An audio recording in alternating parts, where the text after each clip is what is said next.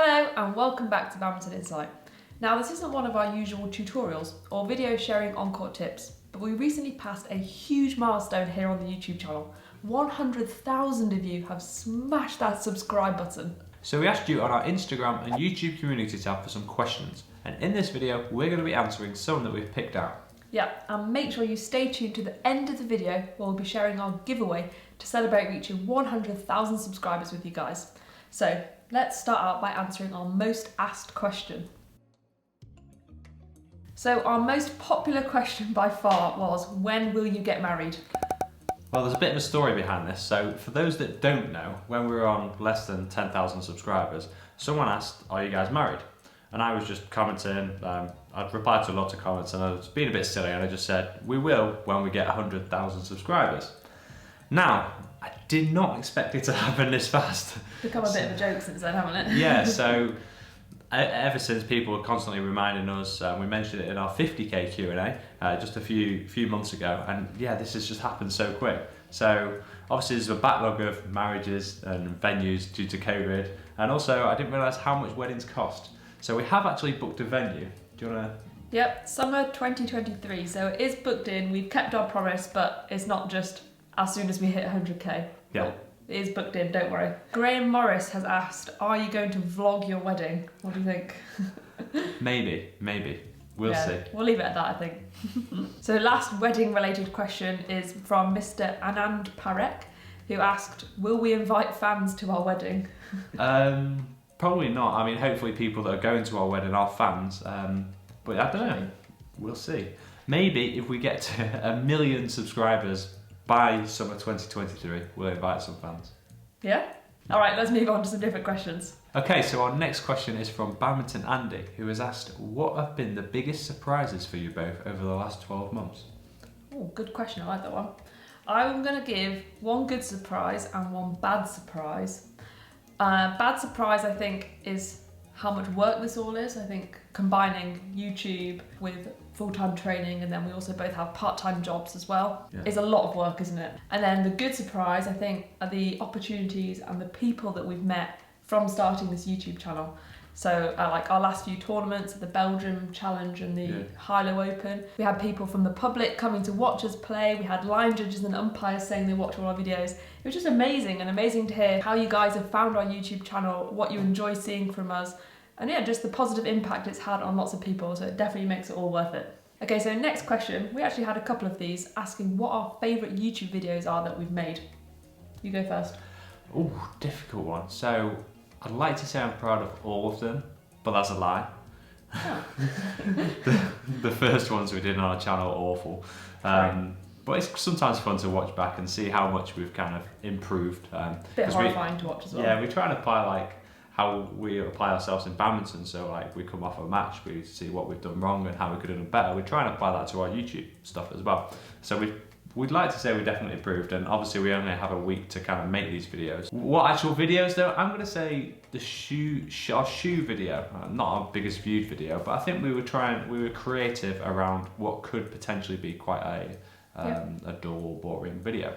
That's one. I quite like the mid-court video we did, master the mid-court and how to read the game. A lot of time and effort and thought into that, and it's a different side of badminton. It's nothing like what is already out there on YouTube, because obviously we've still done the backhands, the smash videos and things like that. Just listing all of our videos. That's the second one, sorry. Cheating. So yeah, the shoes, the reaction, and the mid-court, or how to read the game.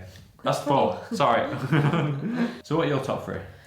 I think I'll agree with you on the reaction training. I think, again, it was a video similar to the shoes where could have been a bit dull, but we worked really hard to try and make it as interesting as possible for you guys. I think I'm going to have to say the para badminton video we did when we went to Sheffield and trained with the guys. I think I personally found that video really inspiring, watching them how they train, and I think from the feedback we got from you guys, There were so many comments, it was really good. And it was also fun to film. So. Yeah, it was so much fun. Greg was absolutely knackered after that day. And third one, when Greg pretended to be a beginner against Pat. That was hilarious. I don't know how Greg managed to keep a straight face throughout that filming when he was pretending to be James.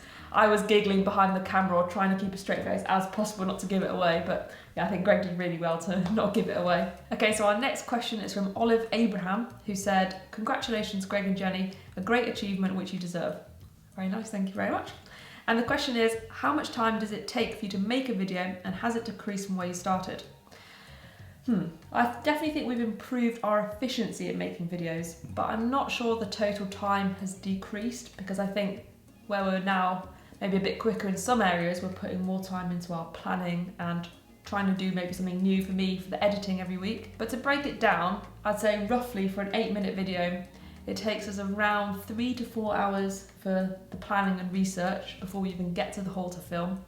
And then for an 8-minute video, it probably takes us around 3 hours, would you say, to film the clips and the speaking and everything? Yeah, well, thereabouts, depending on the video, yeah. Yeah. And then editing is anywhere between 10 and 15 hours, which does take up a huge chunk of our time. And then those final parts, so like the thumbnail, and Greg goes in and manually captions all of the videos, because we had some disasters at the start of our video with that, where people were messaging us saying something's like going wrong with some crazy things. Go on, you feel like you want to say that story. Yeah, well, we just had so many like misspellings. So for YouTube start, automatically does it. Yeah, for start, when we said hello and welcome back to Badminton Insight, it was hello and welcome to bouncing inside Iraq. I'm not surprised we got those messages saying, What I don't is this understand channel? what. Yeah, if you don't speak English, I'm sorry for those first few months. But now we would do it, so it should all make sense. So if you're not great at English or you find us difficult to understand, then definitely put the subtitles on. Yeah, but in total, around 20 hours from start to finish to upload a YouTube video. And we do that every single week. So that kind of leads us on to a question I've got on here, which says, how do you manage both badminton and training from High Tech Badminton?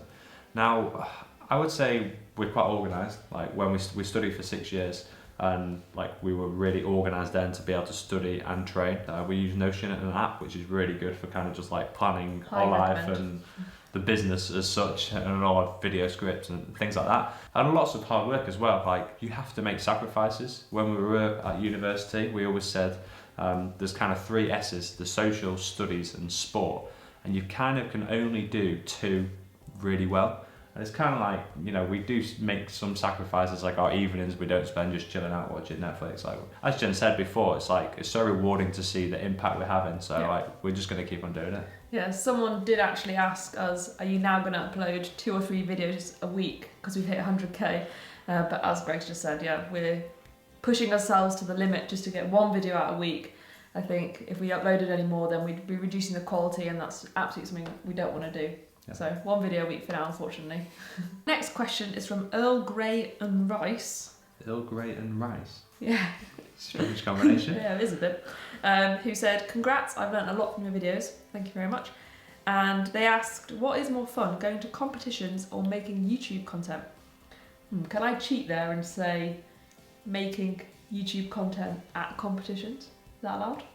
Yeah, I guess so. It's fun. I would also just say it depends on what competitions we were at and also what YouTube videos we were making, because naturally some YouTube videos we enjoy making more than others, and also some competitions we kind of enjoy going to more than others, so ones in maybe sunny countries or something like that. Yeah. Okay, well that moves us on nicely into the second part of this Q&A, where we're going to discuss more of the badminton questions.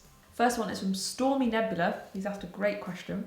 If you could only do 1 training exercise again, what would it be? Ooh, I would say rear mid for me, or mid rear some people call it. It just has a great combination of kind of movement, covering the mid court and the rear court, because I'm more of a mixed player. Agility, control, speed, power, accuracy, just everything. You can do it to 1 or 2 feeders. It's really, really good. What about you? I'm going to go similar, but change it to box. Has the same lot of different attributes: movement, speed, agility, etc. But this has a bit more of a net focus, or you can move into the net and go forwards. So as a mixed female, a bit more beneficial for me. But still hitting lots of shots in unpredictable kind of situations rather than a controlled exercise. And you can make both those fun as well. I was just about to say, you can put them into like game situations rather than just a kind of boring, like tiring exercise. Yeah, someone did actually ask that similar question. How do you motivate yourself for boring and tiring physical training? From Brian.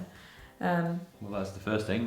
Try and make it fun if you can. yeah, I think you can always make those boring things fun, add little challenges in, like for example when Greg does his rear mid, we play like a game to 5 and that puts a bit of a competitive edge on it. Yeah, and I'm very competitive.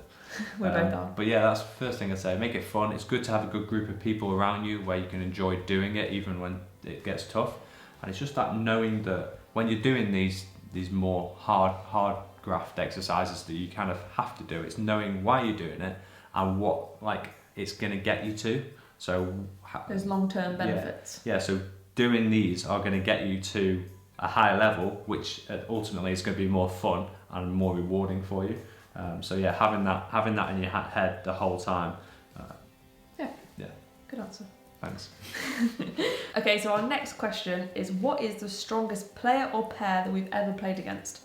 So I think for me, I'll go for a women's doubles one first. Is at the All England a few years ago, I played Pedersen and Yule from Denmark, who've now since retired. But I think we're about 4-love down in the first set. In the first round, main draw of All England, and it was a pretty terrifying experience already. But Pedersen served to me and I hit the perfect dead net cord. It just dribbled over the tape. And I thought, oh, okay, phew, surely we've got our first point here. And then she just killed it straight on the floor. I just remember thinking, oh my goodness, if we can't win that point, how on earth are we going to win a point? We both just turned around to our coach at the back of the court and laughed like, okay, wow, they're good. Yeah, I had a similar experience when I played Zhang Nan in men's doubles. And it was just one of those, he's just hitting shots, like hitting perfect drives, and he's just coming back with interest, like, and I haven't even seen it, it's already passed me. And I watched the match back and he didn't make a single mistake for the whole match. That's like 13-12, I think it was. But yeah, good. I came off, and I'm usually really annoyed when I come off because I hate losing, but I came off and was just like, he was just so good, and obviously he's achieved pretty much everything in badminton, like one of the best in the game. Yeah, sure. And what about mixed for us when we play together, our opponents? We've played lots of strong opponents. I would say it was Chan and Go when we played them in America. We actually played really well and lost closely in 3 sets, but some of their shots was just like, again, like how did they do that? I remember she played a really nice cross net. It was just like amazing. So had our opponents and former Olympic silver medalists. So yeah, probably that. But we played lots of good players. Yeah. Okay, speaking of good players, our next question is from Christopher, who asked, what could you guys learn from Viktor Axelsen? I like that question. Good question. Do you want to go? Yeah. So I actually think we can all learn a lot from Viktor. Firstly, his off-court attitude and his professionalism. We've spoken a lot with the guys who train out in Denmark with him, and also from his new setup in Dubai. Yeah. And they say his intensity on the court is something that definitely us, and I'm sure everyone, can emulate and copy and take into their own training. Yeah. On court, what would you say? On court, as in like his attributes. And we could learn a lot from his attack. His attack's incredible. His angles. Shots and things like that. We were speaking to a good friend Toby Pente and also clubmate Felix Bursted from Sweden, who have been out training with him, and they were just telling us stories of how the level is so insane, and how these are really good players, but how they even struggle against him. He's top of the world, but as you say, it comes down to his intensity, his professionalism, his dedication. So we can learn a lot. Everyone can learn a lot. Okay, so our next question we've got on here is from AJ, who says, "Yes, congrats guys. Knew 100k would come around pretty quick. Thank you very much." Thank you. We didn't. So he's asked, how do you guys structure the technical aspects of your training? Oh, good question. I think for us, we try to incorporate technical training into our sessions around 3 times a week as like dedicated parts of the training. And I think it's important within that we focus on both of our strengths and our weaknesses. So we're not only trying to get our big weaknesses a bit better so they're not so glaringly obvious on court, but we're also trying to hone our strengths and make them even better on court to put our opponents under so much pressure when we do play them. Yeah, and we've been training the technical aspects of our game throughout our whole lives, haven't we? And still definitely not perfect. 3 technical sessions kind of around the week, maybe before or after like a long CV. So we've exhausted ourselves, but mentally we're maybe a little bit fresh, so we can do that. And then also it's really important to do the technical aspects of what makes you feel good. So as Jenny said, the strengths. So especially before you're going into a tournament, doing a little bit of serve and return, because that's really important in doubles, or in singles, just working on your slices, just so you have that confidence before going into a tournament. Yeah, I think it's also really important that you understand your own weaknesses as a player. So as Greg said, we will do more on our strengths just before a tournament, but in your general training, understanding your own weaknesses. So if technique and your technical ability is a big weakness of yours, then you put a lot more time into it. Whereas if you have good technique, but maybe your weaknesses are your physical, then you'll put more time into that. So it's just understanding your weaknesses and then adapting your weekly training for that. Yeah, and you might do that after every session or before every session. You go to a session before and you just work on some serves if your serves a weakness. Yeah, you don't always need a partner. Yeah, or at the end of the session, if your core's a weakness, you might do a core circuit. Okay, this video is probably getting very long by now, so we'll go for one more question, and that is from BR Niraj, who said, "Congrats Greg and Jenny on the 100,000 subscriber milestone." Again, thank you very much. And they asked, do you have any speciality shots that you try to play in every game no matter what? And I'm going to ask Greg for this one. I do. I wonder why. So yeah, I do. I quite like from the mid-court or just below the height of the net, holding it, looking like I'm going to play a straight shot, and then dropping the racket, taking it late and playing it cross-court. Usually works if I do say so myself. But yeah, it's not maybe the most common shot, but it's a speciality of mine, especially in mixed. We'll try to include some clips of it here if we can maybe put a little compilation together.